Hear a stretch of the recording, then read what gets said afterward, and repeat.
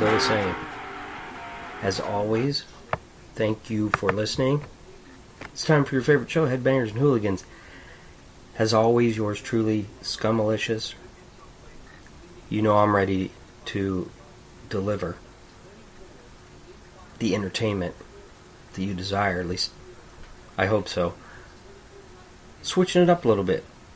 I kind of messed around on the guitar yesterday. Came up with a couple new riffs in true garage guitar playing fashion. I'm just going to mess around. I might get a riff for every day. I don't know yet. I don't know what I want to do. Either way, it is a Metal Monday, and it's time to get rid of that hangover. Head pounding a little bit, right? That's okay.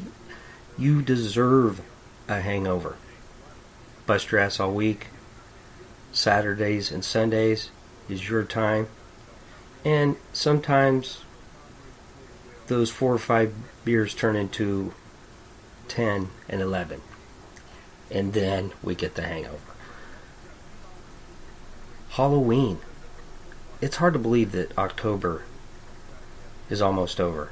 Where in the fuck is this time going? Anyway, today I got the 10 creepiest metal songs, and tomorrow I'll have the 10 creepiest punk songs. And with that, let's roll. Now let me add to this by saying I don't listen to death metal or black metal. I think everybody knows that by now. There are a few bands over the last couple years that I've started listening to and kind of enjoying some of their guitar riffs, but I've never been a hardcore fan. The reason I'm mentioning that, I could probably get 10 songs from either genre alone.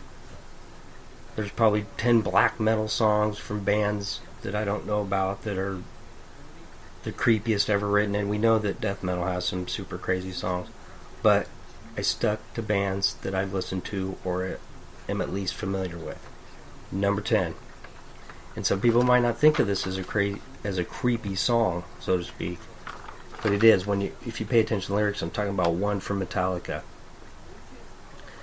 I can't remember anything. Can't tell if this is true or dream. Deep inside I feel the squirm. This terrible silence stops me. When you start reading the lyrics to this song, especially when you're listening to the amazing song that it is itself musically, it pains me to think about what could have been. I'm not going to totally hate on the Black Album. It happened.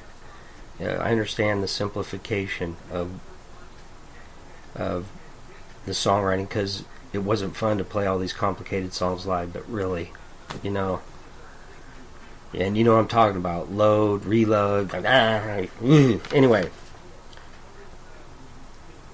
Lyrics later on in the song. Darkness imprisoning me, all that I see, absolute horror. I cannot live, I cannot die. Landmine has taken my sight, taken my speech, taken my hearing, taken my arms, taken my legs, taken my soul, left me with a life in hell. Damn. It's towards the end of the song, and that amazing riff kicks in. Just the thought of that. You're still alive, but you can't see, you can't talk, you can't hear, but you're still alive. That's just thinking about that is complete isolation. Think about that. That's pretty strong stuff there. That's why I was saying it saddens me when I hear that. Their music now. Number 9. Maybe it's a little cheesy. I don't care. But I remember when I first listened to it, and I'm talking about The Number of the Beast from Iron Maiden. I was about 14 thinking, oh my God, do they worship the devil? All the magazines say they worship the devil. And Vincent Price at the beginning of that song. Woe to you, O earth and sea, for the devil sends a beast with wrath, because he knows his time is short. Let him who hath understanding. Oh, shit. Boy, it started out good, and then I forgot the words. Anyway. And then it ends with, its number is 666. Dun, dun, dun. And then that iconic guitar riff kicks in. God, yeah. Night was black, no use in holding back, 'cause I just had to see, was someone watching me? 666, the number of the beast. Hell and fire are sworn to be the least. Torches blaze, you know it, right? Any song title is the number of the beast. It's got to be a little bit spooky. Number 8. I'm going to surprise you on this one. A little bit. Hades. I'm talking about Bathory. And if you want to talk about... It is spooky. A lot of it is because of the how raw it is and the way they recorded his vocals. And I'm talking about Quorthon, who was like the vocalist, the main songwriter, and I think he passed away in 2004. But just the rawness, like, it kind of adds to the atmosphere of the song. And I'm not a huge Bathory fan, right? But you got to remember, this was like 1984, I believe. And these lyrics here: forever wrapped in darkness, the forgotten valleys of Hades, where the sunlight never ever touched the poisoned ground, where the laugh of undead children never ever sound. Right? A lot of black metal bands. This is the band that got them rolling. I can see why, right? Number 7. This is a unique one here, and I think a lot of it has to do with the fact the way that Mike Patton sings. The song is Jizzlobber, last song off of Angel Dust, and it's got this really slow, brutal power chord riff. It's just like dun dun dun. You can kind of get the Black Sabbath influence on this, Jim Martin. The one guy in the band that was just totally heavy metal, that was it. And you can hear that in that guitar riff. And then Mike Patton, his crazy psychotic voice, he sings smiles, bruises, bars in the womb. I hide my dirty minutes under the dirty mattress, and they are making me itch. My time is spilt milk. And he's like screeching part of that, and his voice is all distorted. They use that effect on his voice, and he kind of sounds like a dude that's losing his mind. He sounds like a psychotic lunatic, and that was probably the point of the song. And what about that title for a song? Jizzlobber. Next song, and listen, you can call it cheesy, but when the title of the song is Killers, that works for Creepy, right? Iron Maiden. And obviously I reviewed this not too long ago, so everybody kind of knows how awesome I think the song is anyway. Paul Di'Anno, especially this part here. I like the lyric. Scream for mercy, he laughs, and he's watching you bleed. Killer behind you, bloodlust defies all his needs. Then later on he sings, I have found you, and now there's no place to run. Excitement, it shakes me. Oh God help me, what have I done? And then those crazy ass guitars. Good stuff. God, I love me some Iron Maiden. We know that. And just like Number the Beast, I remember the first time that I listened to this cassette because what had happened. Sorry. Story time. It's a quick one. This dipshit that lived with my mom for 20 years, this sponge, this gigantic pile of pig shit. One of his friends, he left that cassette. And I put it in my cassette player, and I'm looking at the cover of, Eddie with the axe, and there's blood dripping off of it. And then it shows the buildings in the background. That image stayed with me for a long time. But I thought, they are satanic. Number the Beast and Killers? What would my mom think? What is she thinking right now? I'm listening to Iron Maiden. They're satanic. So yeah, that was pretty crazy for a teenager. That ain't shit now. Listen to these songs. And I've already talked about that, all the brutal shit that bands sing about now. Number 5, Venom. And I get it. I like Venom, and I know a lot of it was this gigantic act. I don't care. That doesn't, it doesn't take away from the effect of the music to me. And I actually have them 2 in a row here. Number 5, In League with Satan. I'm in league with Satan. I was raised in hell. I drink the blood of children. Stalk my prey at night. Right? I mean, that's pretty scary. You can kind of connect that with Halloween, just on a real morbid level, right?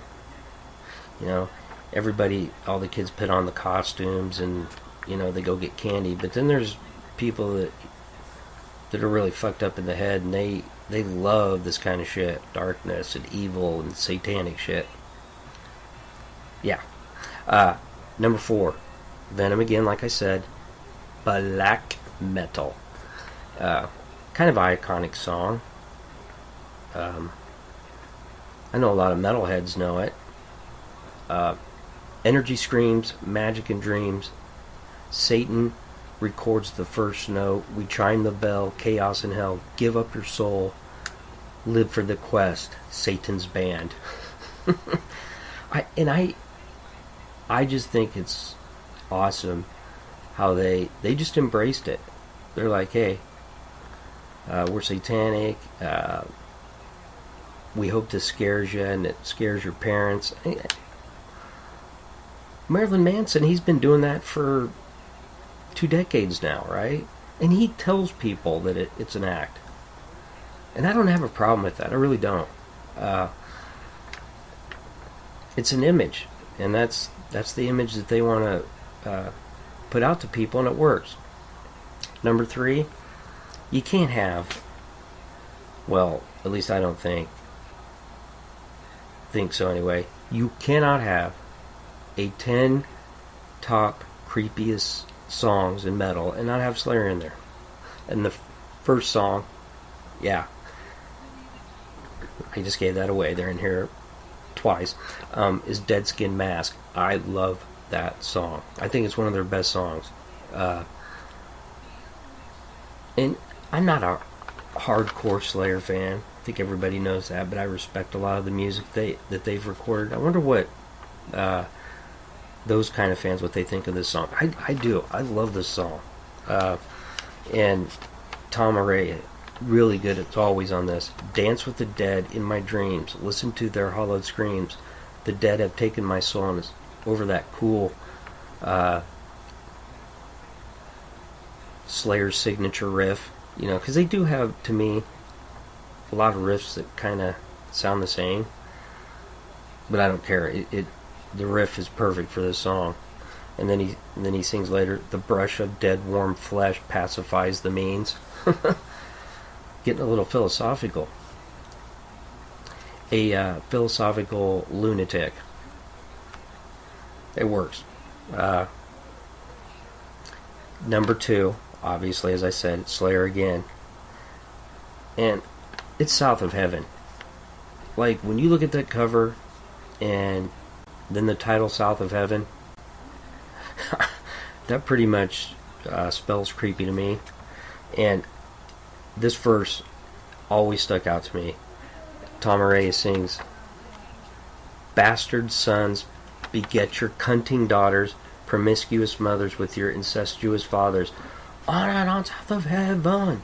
Da-na, on and on south of heaven." I love that song. Those two, Dead Skin Mask and South of Heaven, are my two favorite Slayer songs.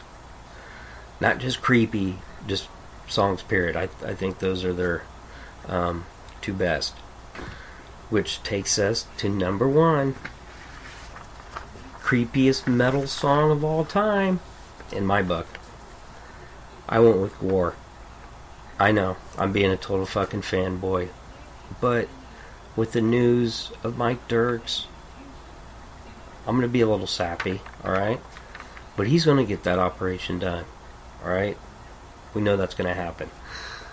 Raped at birth off Battle Maximus. But listen to these lyrics, because a lot of people missed the brilliance of Battle Maximus that came out in 2013. They really did. They missed out. "I was raped at birth, yes, that was the plan. I went to mom, she hit me with a pan." Then later, Oder sings, "When I was halfway out the moon," oh my goodness, "when I was halfway out the womb, the moon." Boy, maybe Scummalicious is still kind of hazy from the weekend. Holy shit. Anyway, "When I was halfway out the moon, they ruined my rectum. I fucked half the room. Now I'm a man. I won't grow up. If you rape me again, I think that I'll throw up." And you know what? This is, now that I'm reading these lyrics, it's more just fucked up than it is creepy. Right? Like this. I mean, the title, "Raped at Birth," is fucked up. And then we get more of these crazy lyrics. "One time I got raped with a chair, still good came of it, like every time I shit. But I'm not complaining that my life is fucked. I was raped at birth, from then on everything sucked. Everything sucked." And that's how they kind of finish out the song. So there you go. In the spirit of Halloween, and like I said, I got 10 creepy punk songs for tomorrow. But still got work to do today. I got a video coming. Beyond Hell, the review that it deserves, and Elder, Reflections of a Floating Planet. Wow, I missed out on that one. Alright, take it easy, and if it's easy, take it twice. See you in a little bit.